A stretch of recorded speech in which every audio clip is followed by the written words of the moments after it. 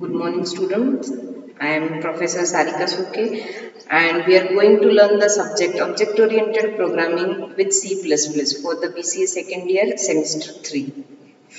So last year we have learned one programming language, that is C language, which is also called as procedure-oriented programming language.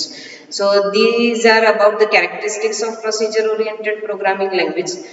हमने जो भी programming language last year सीखी उसके बारे में हम सिर्फ पहले पढ़ने वाले हैं. So these are the characteristics of procedure oriented programming. So first characteristic of that is large programs are divided into smaller programs known as functions. हमने सी लैंग्वेज में एक प्रोग्राम को बहुत सारे फंक्शन में डिवाइड किया है.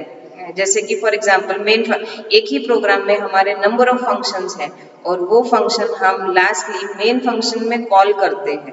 That means number of functions are collected together in the procedure oriented programming language. And second characteristic is most of the functions share the global data. So global data का मतलब होता है कोई variable, structure या फिर pointer जो कि कोई भी फंक्शन में यूज हो सकता है. वहाँ पे कुछ रिस्ट्रिक्शन होती नहीं है. अगर वेरिएबल को आप ग्लोबल डिक्लेयर करते हैं तो उस प्रोग्राम में जितने भी फंक्शंस हैं वो सभी फंक्शंस उस डेटा को यूज कर सकते हैं. They can modify the data, they can use the data, they can print the data and so on. That means data move openly around the system. Global data जो है वो पूरे system में globally यानी openly move होता है. इसका मतलब उसको कोई भी फंक्शन एक्सेस कर सकता है. Functions transform data from one form to another. Function data को एक फॉर्म से दूसरे फॉर्म में ट्रांसफॉर्म करता है. And last is about the emphasis is on doing things. Procedure oriented programming language में जो कंसंट्रेशन है वो कंसंट्रेशन दिया है कि आपको ये करना है. जैसे कि कुछ फंक्शन या फिर कुछ चीज करना है उस पे ज्यादा कंसंट्रेशन है, वो डेटा पे कम कंसंट्रेट करता है. डेटा ग्लोबल डिक्लेयर कर दिया तो वो किसी भी फंक्शन में यूज होता है. और यानी इसमें ये कंसंट्रेशन है कि सिर्फ आपको चीज करनी है. डेटा की security procedure oriented programming language में नहीं है. So it is also one of the disadvantage of procedure oriented programming language. So here a picture is shown in which main program is divided into function 1, function 2, function 3. Again function 2 is divided into function 4 and function 5. Function 5 is again divided into 7 and 8 and so on. And lastly, all these functions are combined together and called in the main program. That means the main function. This is actual overview of procedure oriented programming जो कि हमने last year पढ़ा है. Main function में हम बहुत सारे function declare करते हैं और उसी में उस फंक्शन को कॉल किया जाता है. So this is about the use of global data. Here two global data are shown. Global data 1 can be used by function 1, function 2, function 3. Similarly, second global data can also be used by the function 1, function 2 and function 3. So because of this disadvantage, ये disadvantage है जो कि बहुत बड़ा crash ला सकता है आपके software में. जैसे कि कंसीडर करो कि एक वेरिएबल आपने ग्लोबल डिक्लेयर किया है. सो ग्लोबल डिक्लेयर किया है तो वो सभी फंक्शन में यूज हो सकता है. और अगर गलती से आपने वो वेरिएबल जिस फंक्शन में यूज नहीं करना था उस फंक्शन में यूज कर लिया तो वो कोई भी एरर या फिर वार्निंग नहीं देगा और आपको प्रोग्राम रन करेगा, लेकिन उसका आउटपुट गलत हो सकता है. और सॉफ्टवेयर में एक गलती निकालने के लिए आपको बहुत दिन, बहुत हफ्ते या फिर महीने भी लग सकते हैं. So this is one of the most disadvantage. बहुत बड़ा डिसएडवांटेज है ये प्रोसीजर ओरिएंटेड प्रोग्रामिंग लैंग्वेज का. सो इसीलिए इसको ओवरकम करने के लिए दूसरी programming language that is the object oriented programming language use करते हैं, जिसमें complete program is divided into the objects.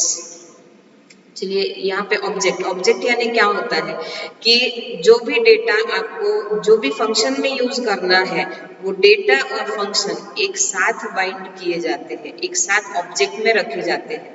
इसका मतलब जो भी डेटा ऑब्जेक्ट में है वही डेटा से वही फंक्शंस यूज कर सकते हैं जो उस ऑब्जेक्ट में फंक्शंस हैं. यानी the functions which are included in the object can only access the particular data. यानी ऑब्जेक्ट ए का जो डेटा है वो उसी के फंक्शन, ऑब्जेक्ट ए के फंक्शन ही यूज कर सकेंगे, ऑब्जेक्ट बी का डेटा उसी के फंक्शन यूज कर सकेंगे, ऑब्जेक्ट सी जो है वो डेटा उसी के फंक्शंस यूज कर सकेंगे, कोई भी किसी का डेटा यूज नहीं कर सकता है. So these are about the characteristics of object oriented programming language. So first characteristic is emphasis is on data rather than the procedure. यानी यहाँ पे जो concentration है वो concentration दिया है data पे rather than the function या फिर rather than the work. यानी कौन सा काम करना है इसकी बजाय जो डेटा है, डेटा के सिक्योरिटी पे ज्यादा ध्यान दिया गया है ऑब्जेक्ट ओरिएंटेड प्रोग्रामिंग लैंग्वेज में. So in this object oriented programming language, programs are divided into what are known as objects. Here each program is divided into the number of objects. वो objects communicate कैसे करते हैं, program कैसे करना है, हम बाद में सीखेंगे. अभी के लिए सिर्फ characteristics जो है उसका मतलब ध्यान में रखो. Then next is function that operate on the data of an object are tied together in the data structure. So एक डेटा स्ट्रक्चर यूज किया जाता है जिसको बोलते हैं क्लास, और उस क्लास में डेटा और फंक्शंस को एक साथ लिखा जाता है. जिन्हें the data which is enclosed in the class can only be used by the functions of that class. वो जो डेटा है वो सिर्फ उसी फंक्शंस, उसी क्लास के फंक्शन यूज करेंगे, बाकी क्लासेस या फिर बाकी ऑब्जेक्ट्स नहीं. Then next is data is hidden and can not be accessed by the external function. Data is hidden इसका मतलब है अगर आपने जो भी डेटा एक क्लास में डिक्लेयर किया है उस क्लास का डेटा सिर्फ उसी फंक्शन के अंदर यूज कर सकते हैं, बाकी कोई भी फंक्शन उस डेटा को डायरेक्टली यूज नहीं कर सकता है. So if data is private, अब यहाँ पे दो चीजें आती है, प्राइवेट और पब्लिक, लेकिन अभी के लिए हम ध्यान में रखेंगे कि अगर डेटा प्राइवेट है तो it can only be used with in the class, not outside the class. So in this way data is hidden using the object oriented programming. Objects may communicate with each other through functions. Object भी एक के साथ communicate कर सकते हैं with the help of functions. तो जैसे कैसे कम्युनिकेट करना है वो हम प्रोग्राम में देखेंगे. Next, new data and function can be easily added whenever necessary.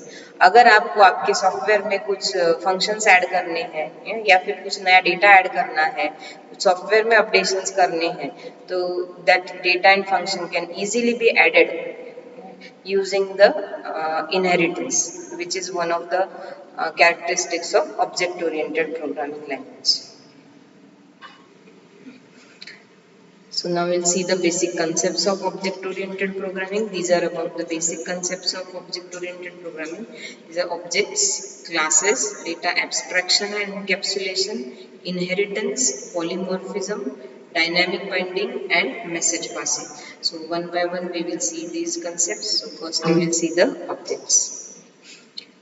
So what are objects? Objects are the basic runtime entities in object oriented programming. They may represent a person, a place, a bank account or any item that the program has to handle. आपको जिस भी बारे में programme करना है उस programme में जो भी डेटा आपको स्टोर करना है या फिर जो भी फंक्शंस आपको क्रिएट करने हैं वो सभी हम लिखेंगे ऑब्जेक्ट्स में. जैसे कि for example if you have to create a software for the bank, then if I want to store a bank account or want to do the work related to the bank account, then we will create an object bank in which data may be a bank account number, account name, your address, date of birth and bank balance. And the functions related to the bank account are withdrawal function, deposit function, then enquiry function, new create account function and etc. So object takes up space in the memory and have an associated address in memory. Obviously object जो भी हम program में use करने वाले हैं वो memory में जगह लेता है. It is the physical entity. अब मेमोरी में जगह लेता है and it also have the associated address in memory. Each object contain data and code to manipulate the data. जैसे कि मैंने बताया कि ऑब्जेक्ट में डेटा भी है यानी वेरिएबल्स भी है और उस पे यूज होने वाले फंक्शंस भी है, दैट मीन्स कोड भी है। तो जैसे कि फॉलोइंग एग्जांपल में दिखाया है, यहाँ पे ऑब्जेक्ट स्टूडेंट बताया गया है जिसमें डेटा है roll number, name and marks, and functions जो कि यूज होंगे उस डेटा पे, that are the input function to input the data, display function to display the data, and percent function to calculate the percentage of marks. So these are the ways to represent the object. There are two ways to represent the object. So firstly and secondly. Then we will see the next concept, that is about the classes. So the class, so the entire set of data and code of an object can be made a user defined data type with the help of a class. यानी data और function का set, यानी data और उसके ऊपर use होने वाले function एक साथ में हम लिखते हैं यूजिंग द क्लास, और it can be made a user defined data type, यानी यूजर डिफाइंड डेटा टाइप हम क्रिएट कर सकते हैं यूजिंग द क्लास। तो in fact objects are variables of type class. हमने लास्ट टाइम अभी जो देखा है objects, that objects are the variables of type class, यानी ऑब्जेक्ट्स ये वेरिएबल्स है किसके, यूजर डिफाइंड डेटा टाइप जो कि क्लास है। जैसे कि फॉर एग्जांपल हम लिखते हैं int a, that means a is variable and int is the data type. So similarly here class is the data type and object is the variable of that data type. Once a class has been defined, we can create any number of objects belonging to that class. आपने एक बार class लिख दिया तो उस पर से आप number of objects create कर सकते हो। जैसे कि फॉर एग्जांपल मैंने लिखा है क्लास स्टूडेंट, क्लास स्टूडेंट में है रोल नंबर, नेम और सपोज मार्क्स ऑफ 3 सब्जेक्ट्स, और उसके ऊपर फंक्शन है input function, display function and percentage function. So once हमने ये क्लास डिक्लेयर कर दिया तो उसके ऊपर से हम नंबर ऑफ ऑब्जेक्ट्स क्रिएट कर सकते हैं। That means we can create the number of students. If you want to store data of 10 students, we will create the variables, 10 variables of type student. Each object is associated with the data of type class with which they are created. So a class is thus a collection of objects of similar type. So for example, अब यहाँ पे एक example के जरिए आपको clear हो जाएगा। जैसे कि for example, mango, orange, apple are objects of type class fruit. So class is only the declaration. Class में सिर्फ एक डिक्लेरेशन होता है कि इसमें ये वेरिएबल्स हैं और ये फंक्शंस हैं। जैसे कि एक सिंपल एग्जांपल लिया जाए तो क्लास फ्रूट नाम का क्लास है। सो फ्रूट में क्या डिस्क्राइब किया है कि इस कलर का होता है, या फिर कलर उसको कलर होता है, उसको टेस्ट होती है, एटसेट्रा एंड एटसेट्रा। सो ये एक सिर्फ एंटिटी है जो कि एग्जिस्टिंग नहीं है, it is not the physical entity. So if we create objects, if we create variables of that class, then it will be the physical entity. अगर हम बोलते हैं mango, so mango, yes, it is object of type class fruit. It is the physical entity. Mango, हम बता सकते हैं कि ये mango है। So similarly, you can't say that this is the fruit. Fruit में बहुत सारे फ्रूट्स आते हैं, लेकिन एक पर्टिकुलर फ्रूट का अगर हम नाम लेते हैं तो that will be the object and fruit will be the class. जैसे for example, और एक example के लिए suppose person is a class, and if I said Balguru's mummy, then it is the object of type class person. यानी class को कुछ existence नहीं है, वो मेमोरी में जगह नहीं लेता है, लेकिन object is the physical quantity, it takes up space in the memory. So classes are user defined data type and behave like the built-in data types.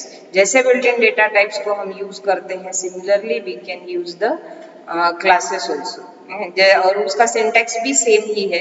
जैसे हम डिक्लेयर करते हैं, इंटीजर डिक्लेयर करना है, जैसे सपोज int, एक integer variable declare करना है, suppose a, then we will write int a. That means a will be created of integer type. Similarly, we can create the object. We will create student s1. Here s1 is the object and student is the class.